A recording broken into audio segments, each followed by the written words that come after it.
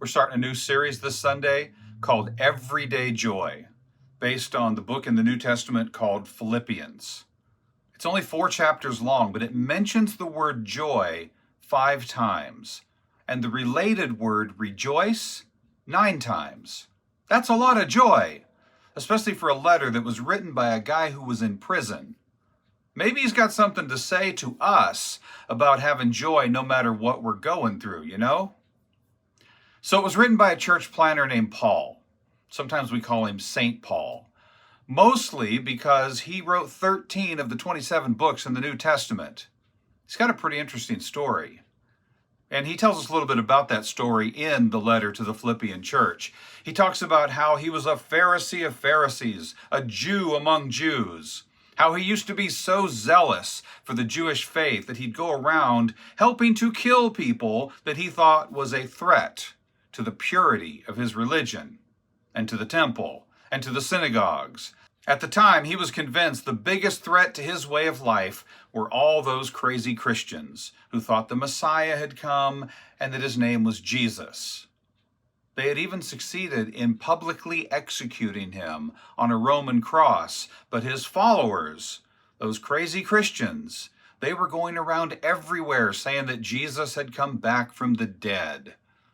So Paul was there in Acts chapter 7 when a Greek Christian named Stephen was murdered.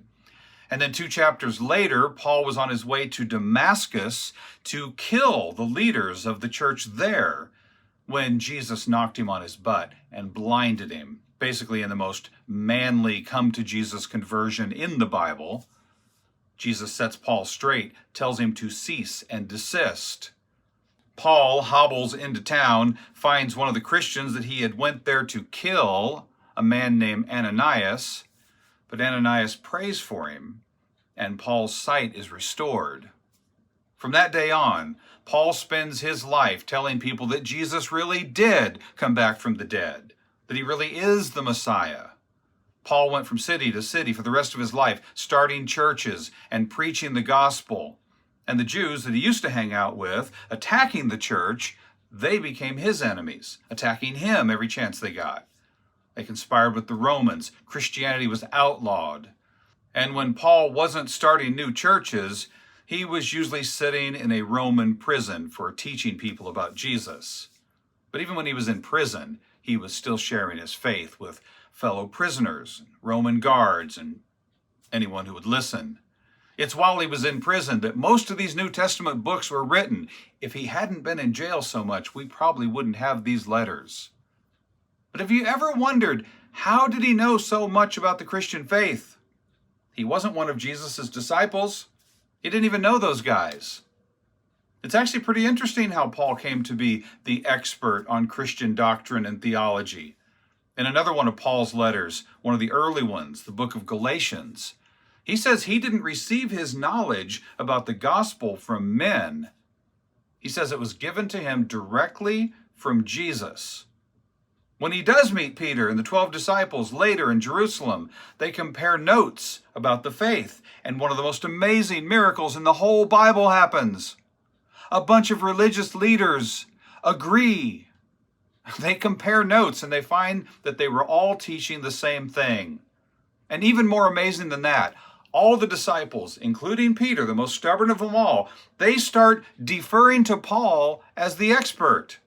Peter even says that Paul's writings are scripture. In 2 Peter 3:16, he says that sometimes Paul's a little hard to understand, that there are some things the ignorant and unstable twist to their own destruction, just like they do with the other scriptures. How amazing is that?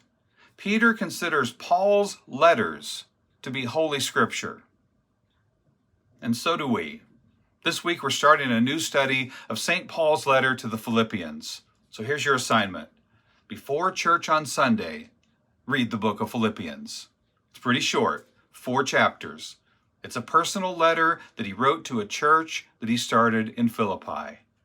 Let's see if we can discover the secret to finding joy.